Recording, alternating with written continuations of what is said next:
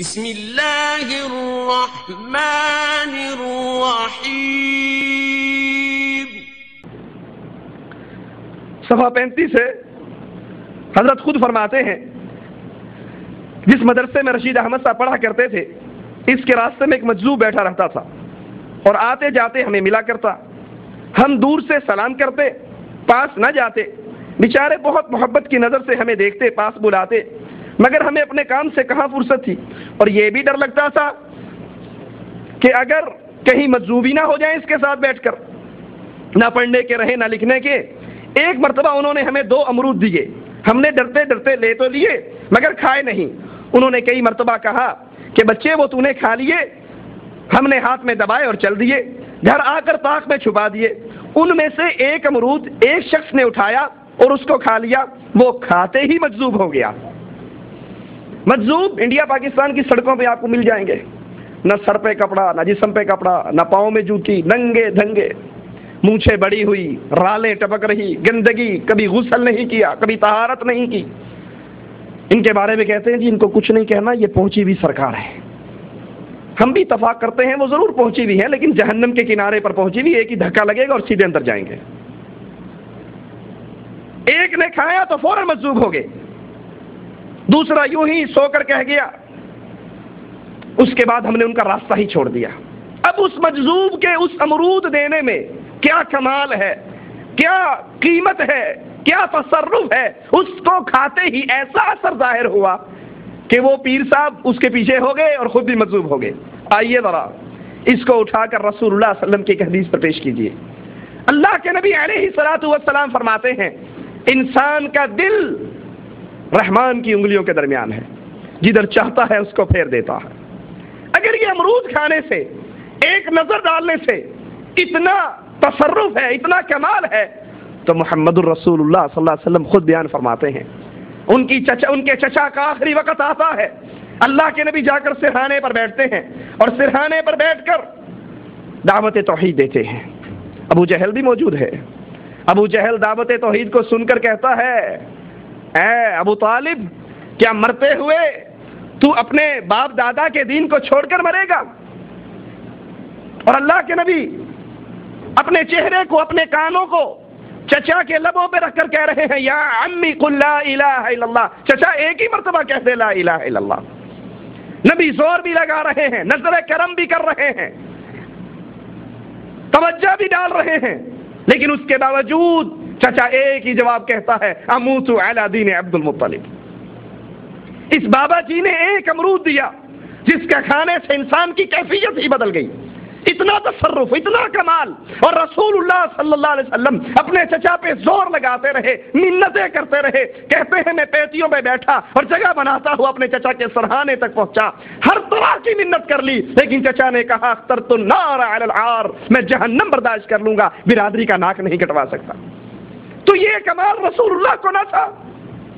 اللہ کے نبی تو دعا کرتے تھے یا مصرف القلوب یا مقلب القلوب، دلوں کو پھیرنے والا تو اللہ ہے، دلوں کو بدلنے والا تو اللہ ہے، انسان کی کیفیت کو چینج کرنے والا اللہ ہے۔ کیا یہ تصرف کہیں شرک کی وادی میں تو نہیں پھینک رہا؟ یہ مان کر کہ بزرگوں میں اتنا کمال ہوتا ہے، بزرگوں میں اتنی طاقت ہوتی ہے، بابا جی دائیں طرف سلام پھیرتے ہیں سارے حافظ بن جاتے ہیں، بائیں طرف سلام پھیرتے ہیں سارا ناظرہ پڑھنے والے بن جاتے ہیں، یہ تصرف، یہ کمال محمد رسول اللہ میں کیوں نہ تھا؟ اللہ کے نبی کو یہ طاقت کیوں نہ تھی؟ اپنے چچا کو بٹھاتے جنہوں نے ساری عمر پالا پوسا، خدمت کی، ہر طرح کا پیار کیا۔ بسم اللہ الرحمن الرحیم۔ جی سامعین و ناظرین، آپ نے میاں جی زیدی صاحب کا ارشاد گرامی سنا۔ واقعہ کیا ہے اور میاں جی کیا بیان کر رہے ہیں، بڑی عجیب بات ہے، اور سمجھ میں نہیں آ رہی کہ اس کو آخر کیا پریشانی ہے اور کیا مسئلہ ہے۔ وہ پنجابی میں کہتے ہیں ڈگا کھوتے تو غصہ کم ہارتے ہیں۔ اب یہ کہاں سے گرا ہے اور غصہ اس کو کن پہ آ رہا ہے، یہ میرے سمجھ میں بات نہیں آ رہی۔ بھئی حضرت امام ربانی مولانا رشید احمد گنگوہی رحمۃ اللہ تعالی علیہ وہ ایک واقعہ بیان فرما رہے ہیں اپنے زمانہ طالب علمی کا کہ ہم گزرا کرتے تھے، راستے میں کوئی مجذوب ملا، اس نے ہمیں امرود تھما دیا اور اس نے ظاہر کہا کہ تم لوگ کھا لو، لیکن ہم نے وہ امرود نہیں کھایا، وہ لے جا کے کہیں رکھ دیا۔ کسی آدمی نے اس امرود کو اٹھایا اور کھا لیا۔ اگر فرماتے ہیں کہ وہ آدمی بھی مجذوب ہو گیا۔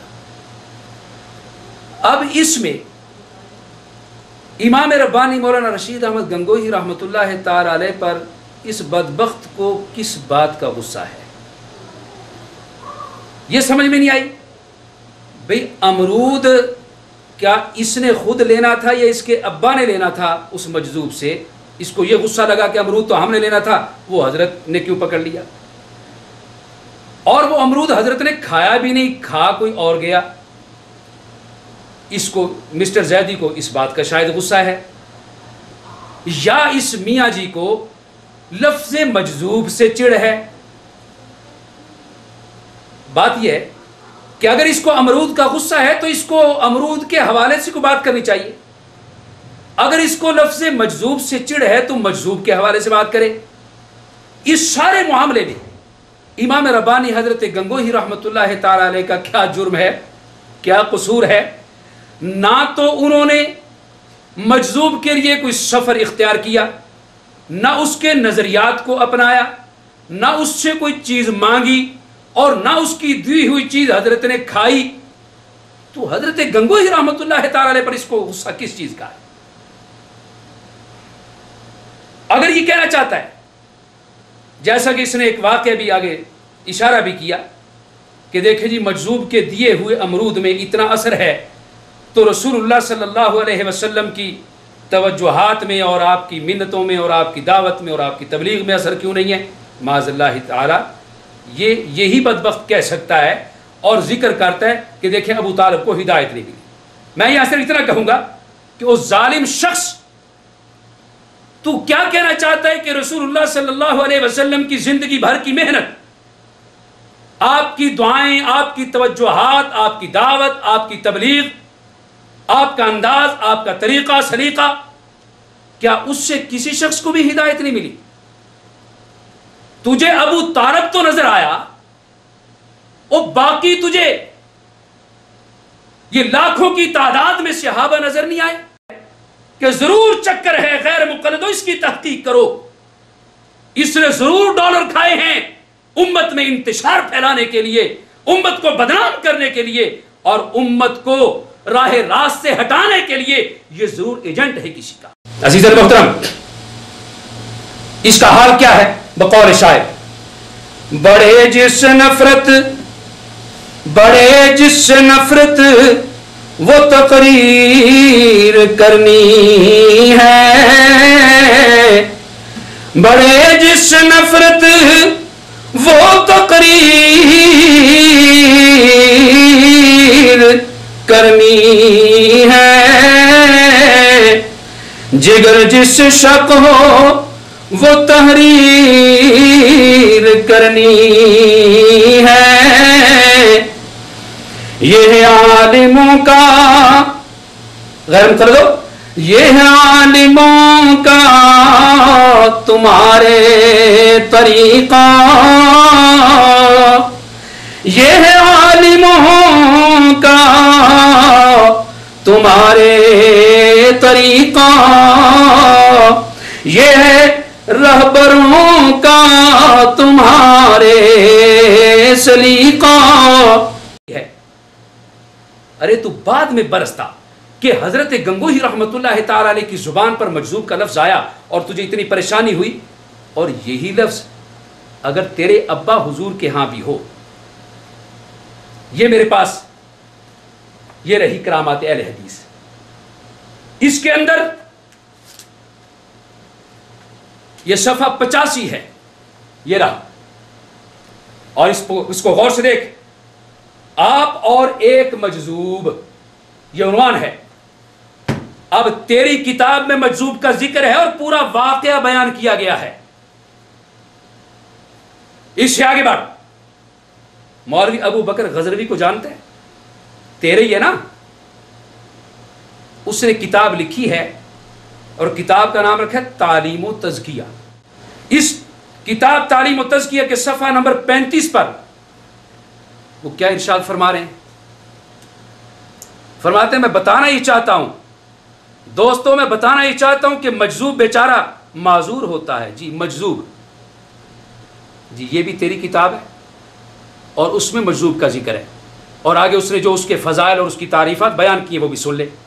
उसकी लोहे दिमाग चढ़ गई होती है, वो माजूर आदमी है, वो किसी की तरबियत करने के काबिल नहीं होता। इसलिए तमाम औलिया का इत्तिफाक है इस बात पर कि मजजूब के पास मत बैठो। औलिया का इत्तिफाक है। इसलिए हजरत गंगोही रहमतुल्लाह उसके पास बैठे नहीं, बल्कि वो रास्ते ही छोड़ दिया था हजरत ने। जी वो गैर जिम्मेदार है, मरफूल कलम है। जी उससे कोई बाज पुरस नहीं है, जैसा एक पागल से बाज पुरस नहीं होती। हदीस में आता है कि जो ही एक इंसान मजनून होता है फरिश्ते उसका नाम अमाल वहां से उठा कर ले जाते हैं, उनकी ड्यूटी खत्म हो जाती है। यही माना है मरफूल कलम होने के। इस नजरिया में किसी शख्स को कोई इख्तिलाफ नहीं है। जनाब अबू बकर गजनवी साहब, आप फरमा रहे इख्तिलाफ नहीं है, लेकिन आपको क्या पता कि यहाँ इख्तिलाफ करने वाले उधार खाए बैठे हैं। जी इस नजरिए में किसी शख्स को कोई इख्तिलाफ नहीं है कि मजाजीब अल्लाह के वली होते हैं और काबिल इज्जत। जनाब 2 हवाले हो गए, ये तेरी किताबें नंबर 3। चलिए सवाने हयात अज मौलवी अब्दुल कादिर, उसका सफ़ा नंबर 71 है। जी ये भी तेरे हैं और उसमें वाक़या लिखा है एक आदमी का नहीं, तेरे 2 हैं, 2।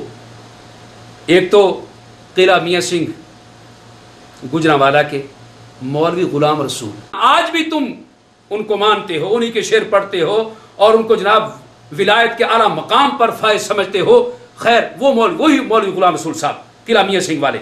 और दूसरे मौलवी अब्दुल्ला गजनवी, जी इनका तारुफ और जिक्र मैं पहले किसी मौके पे करवा चुका हूँ, वो सुन लेना था। ये तेरे हैं ना, असासी बुनियादी तेरे बड़े हैं। अब सुनिए, हजरत इमाम रब्बानी रहमतुल्लाह अलैह तो वैसे जा रहे थे रास्ते में, वो वाक़या हो गया जिसकी तुझे परेशानी हुई, और ये तेरे रहे तेरे। सुनिए किताब सवाने हयात अज मौलवी अब्दुल कादिर, इसमें लिखा है कि दोनों हजरत चंद रोज दोनों साहिबान कोट शरीफ ठहर कर किला मियाँ सिंह को रवाना हुए। जब गुजरात के करीब पहुंचे तो मौलवी अब्दुल्ला साहब ने फरमाया, जी मौलवी अब्दुल्ला साहब ने क्या फरमाया, मुझे यहाँ एक मजजूब की खुशबू आ रही है। जी मुझे यहाँ एक मजजूब की खुशबू आती है। जी मुझे यहाँ एक मजजूब की खुशबू आती है। जी वो मिलने के काबिल है, मजजूब है, उसकी खुशबुएं भी आती हैं तुम्हें और वो मिलने के भी काबिल है। रास्ता में ही इरादा हदीस पढ़ने का कर लिया था और ये कस्द भी था कि दिल्ली जाकर हदीस पढ़ी जाए। सो इसी ख्याल को दिल में लिए हुए मजजूब की तरफ रवाना हुए ताकि उनसे दरियाफ्त करें कि हदीस कहाँ से पढ़ें। जी मुल्ला जी ये तेरे अब्बा की बात कर रहा हूं। तेरे अब्बा वो मजजूब के पास जाएं, मशवरे लें, वो कहेगा हदीस पढ़ो तो पढ़ लें, कहां पढ़नी है वहीं पढ़ें। स्पेशल सफर करके जा रहे हैं, ये क्या है सारा मामला? ये तुझे नजर नहीं आता? अरे कैसा बददियानत आदमी है तू, कैसा खाइन है, कैसा बदबख्त है, जुब्बे कुब्बे में छुपा हुआ शैतान सिर्फ इंसान है कि तुझे एक हजरत गंगोही रहमतुल्लाह ताला अलैह का वो वाक़या तो नजर आया और शट पटाता रहा, तू चीखता चिल्लाता रहा। ये तेरे बाप हैं, ये तुझे नजर नहीं आ रहा? अब क्या कहते हैं, दरियाफ्त करें कि हदीस कहां से पढ़ें। उस मजजूब बुजुर्ग का नाम, जी नाम भी सुन लो, जंगू शाह। सुभान अल्लाह, जंगू शाह था। जब आप उसकी तरफ रवाना हुए तो वो अपने हाशिया नशीनों को कहने लगा, जी कि देखो 2 शख्स محمدی اور نمونہ صحابہ اکرام چلے آتے ہیں. یہ تمہاری کتاب میں لکھا ہوا ہے, تو وہ جنگو شاہ کو بھی خبر ہوگی نا کہ یہ محمدی آ رہے ہیں. اب کیا کہوں, لگا فتویٰ علم غیب کا کہ دیکھیں غیر اللہ کے بارے میں علم غیب بھی مانتے ہیں. مجھے کوئی کپڑا پہنا دو. جناب فرمائیے, وہ ملنے کے قابل بھی ہے, مجذوب بھی ہے, وہ ولایت کے رتبے پر بھی ہے, اور وہ جناب یہ بھی جانتا ہے کہ آنے والا کس ذہن کا آدمی ہے. اور اب پتہ چلا ہے وہ ننگ دھڑانگ. اب پتہ چلا کہ یہ جو تعریف کرتا ہے نا مجذوب کی, ننگ دھڑانگ, وہ اس کے جو باپوں نے کتابیں لکھی ہوئی نا ان میں مجذوب ننگ دھڑانگ. تو اس نے کہا جی مجھے کپڑا پہنا دو, ان دونوں کے لیے فرش بچھا دو, فرش کر دو. جب آپ اس بزرگ کے قریب پہنچے تو سائیں جنگو شاہ نے اٹھ کر استقبال کیا اور بٹھا لیا. چلیے جناب, اگر آپ فرمائیں, آپ کی تسلی کے لیے میں کچھ اور بھی حوالے پیش کر سکتا ہوں, اور بھی حوالے دے سکتا ہوں, لیکن تمہیں صرف تمہاری توجہ دلانی چاہتا ہوں, صرف توجہ, کہ کسی پر اعتراض کرنے سے پہلے. اور میں حیران ہوں کہ یہ تو اعتراض بنتا ہی نہیں تھا. حضرت گنگوئی رحمت اللہ علیہ نے تیرا کیا بگاڑا ہے بدبخت آدمی, ان پر تیرا اعتراض نہیں بنتا. اعتراض پر اعتراض, لیکن کوئی بنتا بھی ہو تو اعتراض کرنے سے پہلے ذرا اپنے گھر میں بھی جھانک لیا کر. اچھا, ہو سکتا ہے تجھے یہ اختلاف ہوا ہو کہ اس امرود پر مجذوب کی توجہ پڑی اور اس امرود نے آگے اثر ڈالا, یا اس امرود پر مجذوب نے کچھ پڑا ہوا تھا, وہ جس نے بھی کھایا اس پر اثر پڑا, تو اس اثر کا منکر ہے. اب میں کیا کہوں, میرے پاس تیرے ایک اور ابا کی کتاب ہے التعویذات, اس کا صفحہ 134 ہے, اور یہ کتاب نواب صدیق حسن خان کی ہے. اس کے صفحہ 134 پر وہ کیا فرما رہے ہیں, 786 دفعہ بسم اللہ پڑھو, وہ پڑھ کے اس کو کھلا پلا دو. تو کمال ہے یار, وہ تیرا باپ اگر کوئی عمل لکھ دے کر دے تو وہ اثر کر سکتا ہے, اور وہ مجذوب جس کو تم خود کہتے ہو کہ وہ ولی کامل ہوتا ہے, اگر وہ کچھ پڑھ دے تو اس کا اثر نہیں ہوگا. والا حاضر القیاس. تو تیرا یہ خیال اور تیری یہ ساری سوچ باطل ہے, غلط ہے, غیر مقلدو, اس کی تفتیش کرو, تحقیق کرو. یہ بربادی کی طرف تمہیں لے جا رہا ہے, یہ تمہیں کہیں کا نہیں چھوڑے گا. یہ ایک دو آدمی تمہیں برباد کر رہے ہیں, ایک وہ بیچارہ معراج تھا اور ایک یہ ہے.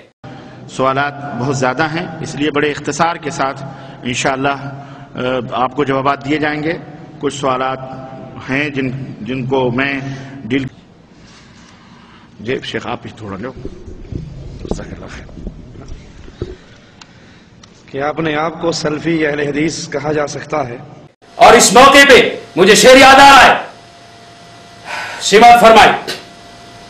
تجھے ہر موڑ پر ایک راہزن سے بچنا ہے, تجھے او غیر مقلد, تجھے ہر موڑ پر ایک راہزن سے بچنا ہے